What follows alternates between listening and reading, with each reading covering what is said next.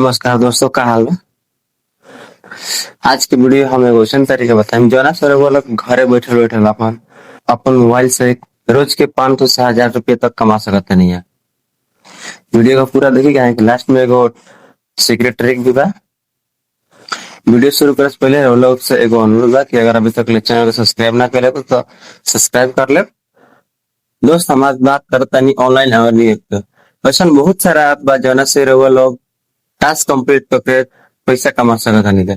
जैसे वीडियो देख के या फिर ऐप डाउनलोड करके लॉगिन करके या फिर सर्वे करके।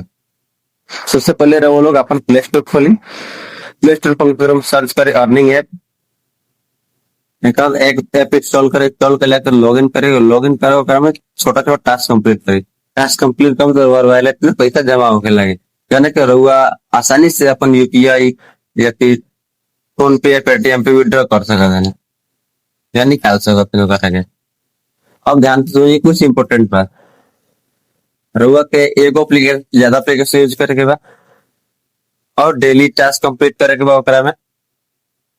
सबसे ज्यादा अर्निंग तो रउआ के दोस्त के भेजला में। अगर रउआ कौन एप्लीकेशन यूज करते हैं तो ओकरा के अपन दोस्त के भेजी, अगर वो यूज करे तो रउआ को बोनस मिली। तो बात ध्यान दे, रउआ तो फेक ऐप से बचे के बाद जो ट्रस्टेड ऐप है ओकरे खाली यूज करे के बाद। अब बात करते हैं सीक्रेट टिप्स के। अगर आप इंस्टाग्राम रील या फिर यूट्यूब रील पर ऐप के बारे में बतावतन तो ओकरे से और रेफरल से भी 5 गुना ज्यादा अर्निंग हो सकता है। दोस्तों अगर वीडियो पसंद आए तो वीडियो को लाइक कर दे। अभी तक ले चैनल सब्सक्राइब ना सब्सक्राइब कर ले। तब तक के लिए मिलते हैं अगले वीडियो में। जय हिंद, जय भारत, जय भोजपुरी।